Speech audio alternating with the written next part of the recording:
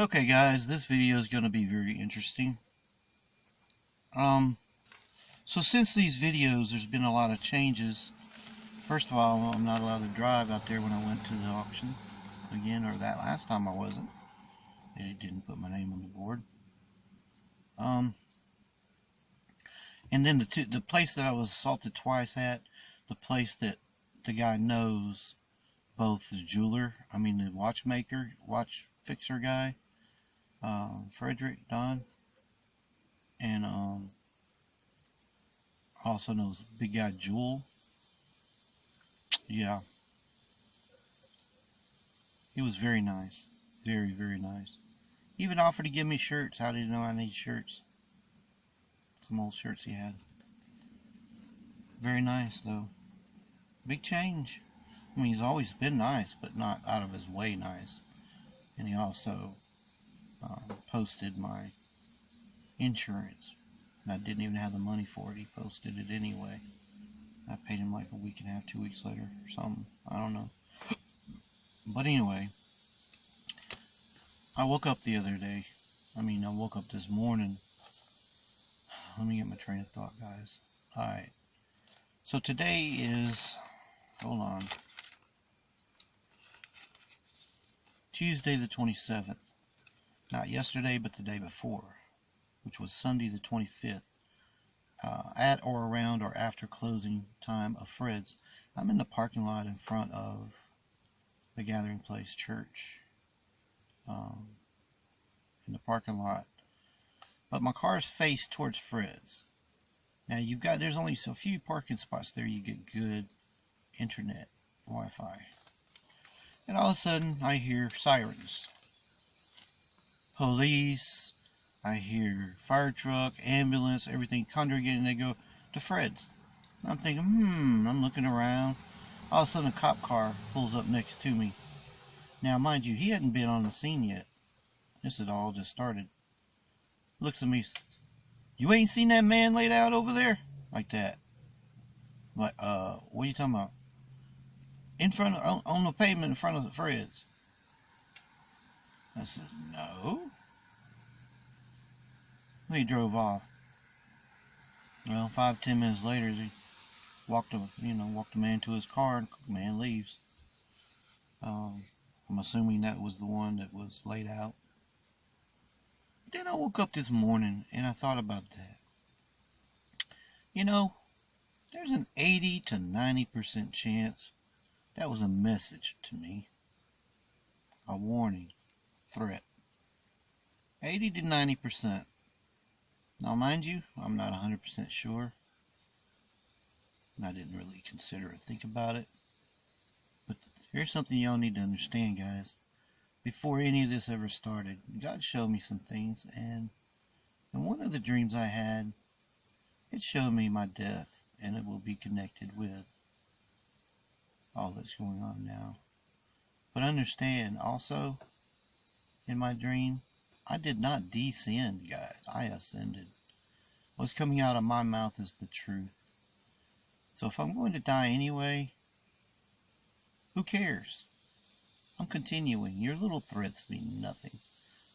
Officer Inman, excuse me, I retract that name. The one that was setting up cameras over there at John Clinskell's house. You know who you are. I'm sure you've been involved the whole time. You remember the incident with the knife that the inmate brought in that you lied about? Yeah, okay. Keep it up. Or what you did flirting with. Let's just stop on that one. But anyway. So guys, a day or two before that incident, the parking lot was full and I wanted the Wi-Fi. Closest one that I found was the Crystal. And I knew better than to park into Crystals because of what happened before. So I parked there and I'm using the Wi-Fi. So this young black kid keeps taking the trash out one little bag at a time instead of the back door like they normally do, out the front or out the side where I was. Kept looking at me. Alright. Finally, this girl comes out, starts a conversation, asking, what I was doing. I told her. She says, can you believe that they sent a girl out here to find out what you were doing? And as she was backing up, going back in, and she says, a gay girl. Like that. So here's the thing, guys. This gay thing. Story I want to tell you happened and it's true.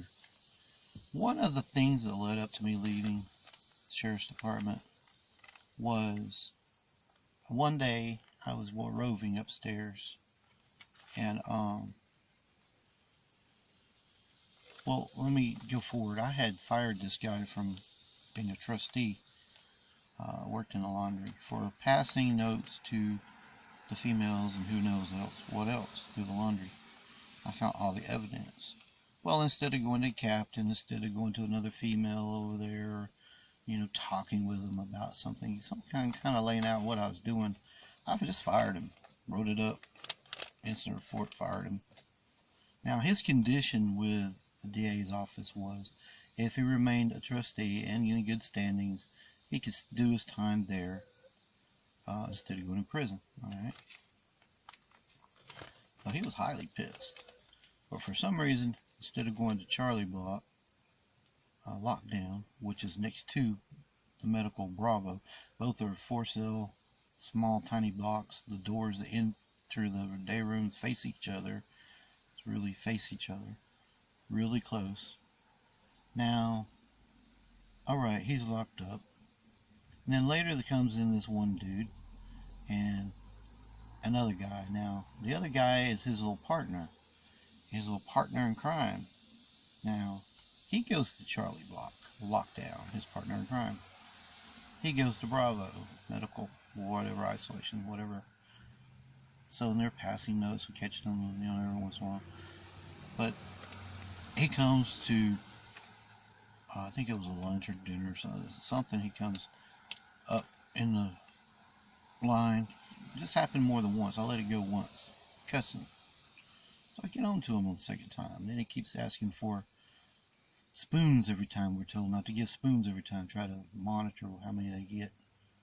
They don't want them to have too many at once.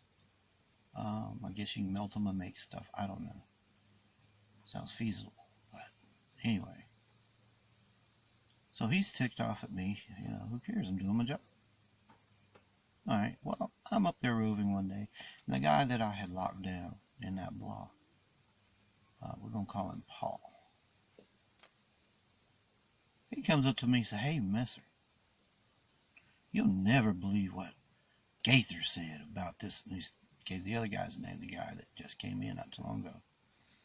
I said, what are you talking about? He's trying to talk and tell me what Gaither was said about him. I kind of shook my head, dismissed, and I said, "Look, I got to do these rounds. Let me finish my rounds, I'll come back up and talk to you." Alright, finish my rounds, go downstairs. We got these little clip-on that were donated, of course. Little clip-on cameras that record with little SD cards. They're chargeable. Some of them worked, some of them didn't. They had a little blinking light that would tell you if they're not charged or if they're messing up. Alright, started out, worked great. Went upstairs, halfway up there, it started blinking, not working great. So I kept it on anyway. We went up there. Now we're facing like the TV, camera's on the left, but we're at a catty-corner angle where you can still see a little bit of our mouths. He starts telling me, he says, "Gaither was telling me about this one guy saying, something about his pubic hairs and all about his private part and all this and that." And I'm like, "What?" He said, "What? About his what? And what? Gaither?" Now, mind you, Gaither sort of looks like me, okay? Everybody confuses us sometimes, but he as crazy as Gaither gets sometimes in things he says, he would never, ever do that. Never go there. Never, ever, ever. So I know this is bullcrap. So I dismiss it and I leave. I like, wow, man, I leave. Well, yeah, dismiss this. A few days later, I'm scheduled to rove. I start to go upstairs, and Murray says, "You can't go upstairs. I've been told you can't go upstairs. I don't know why, but you were to remain downstairs. I guess you're booking." I said, "Ooh, Okay, why? I don't know. Now, this went on for several days.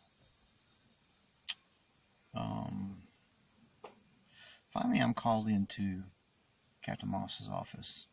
She's not there, but a detective is. And he tells me, yeah, that they said I'm the one that said that about that guy. And he mentioned the spoons. I said, spoons is true. Yeah, there is crap. Bullshit. Now, first of all, before the conversation even starts, he gets me way off of my settlement and game, pushed aside and thrown off my balance by reading me my rights. My rights now.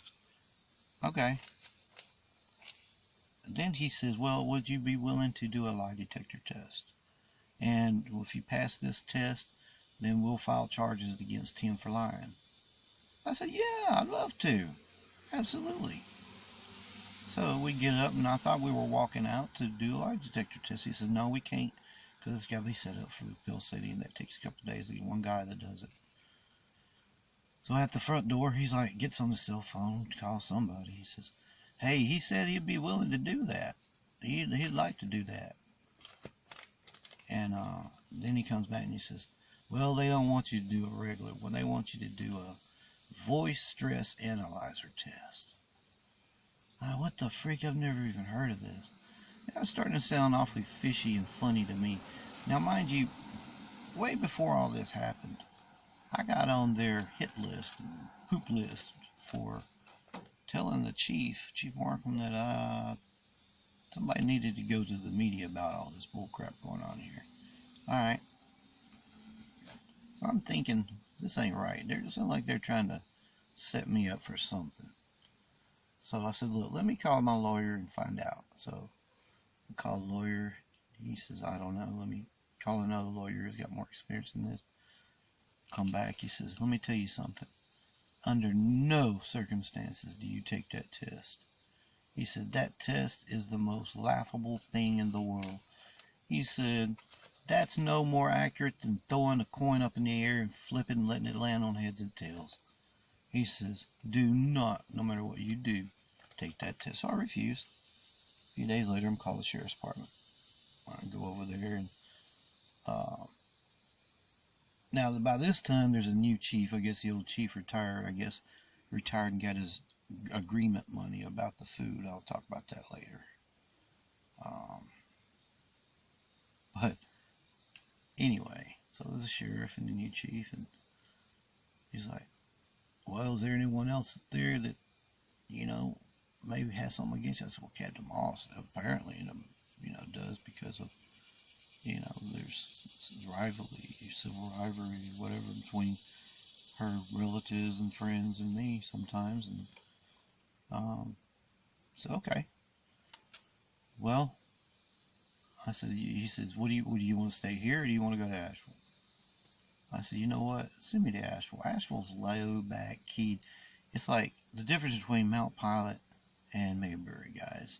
Matter of fact, even the plans and the layout of the jails are completely opposite, mirror opposite. So I'll go there. Now, mind you, I'm gonna fill in the rest after I get there on all this that happens. But the new chief said there something about, well, if you didn't do anything, why wouldn't you take the lie detector test? I says, I did want to do that lie detector test. I wanted to do that lie detector test. But then y'all changed the game on me. And I was advised by my lawyer not to. Tell him just like that. Alright. We'll talk about the jail, the history, and what friends of friends built the jail, yada yada yada. And that'll fit in later. But let me tell you something, guys. Later, it was suggested that that boy that I supposedly said that about was a homosexual or gay, or however you call it, and that whatever I was saying was in direct contact or directly related to that. That's why I'm saying at the White House there's 2 incidents with the gay things. That's how I know it's county involved. And that girl, I highly suspect that's probably included too. But number 1, I never said anything about him. Number 2, I didn't even know the guy was gay. And There's a number 3, but I freaking can't think of it right now. What was the 3? Oh yeah, a couple of years later, you know, I'm sure now it wouldn't by half his stats. I met the guy I supposedly said that to at a thrift store. Didn't even know who it was at first. Finally figured it out, but anyway, I got his phone number. I want to talk to him. And then anyway, the conversation got into it. I couldn't even remember the guy. I locked down his name or nothing, but he reminded me. And I got all that on recording, by the way. But I promise you, why, listen guys, why, number one, did they believe in Inmate? Number one. Oh, and as he was telling me this stuff in that day room, he kept looking back. I seen him out of the corner of my eye looking back at one of the rooms behind him. So he had someone in there listening, or something going on in the other room. So I do know. But number one, why was an inmate believed over me? Number two, why did they ask me to do the lie detector test instead of the inmate? Number three, they should have reviewed the tapes, and if our mouths could be seen or told at any way with a camera, they could have gotten a lip reader, guys. They could have gotten a lip reader and figured it out. That was the most bullcrap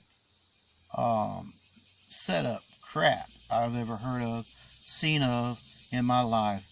Guys, it never happened the way that guy said it did. But they believed it. They wanted to, because they wanted me out of there. Because I threatened to go to the media. I think I can figure. Unless it was something else, other reason, which might be another reason.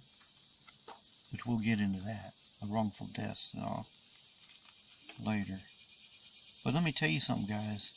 If you think you're going to have me beat up or whatever, or killed, like you had that guy that assaulted Miss Childers beat up, I don't care, number one. God is on my side. And if it's my destiny to die over all this, then it is. You know, that's fine. But, just to clear the air, I never said anything sexually or homosexually against in any way, shape, or manner that boy at that jail at any time or ever in my life. That is bull double crap. Analyze my voice, y'all. Double bull crap. Alright. Now, this video is going to be uploaded. Threat me all you want, guys. If that was a threat, don't care. I'm in it all the way. So, if you want to stop me, you know what to do. Bye.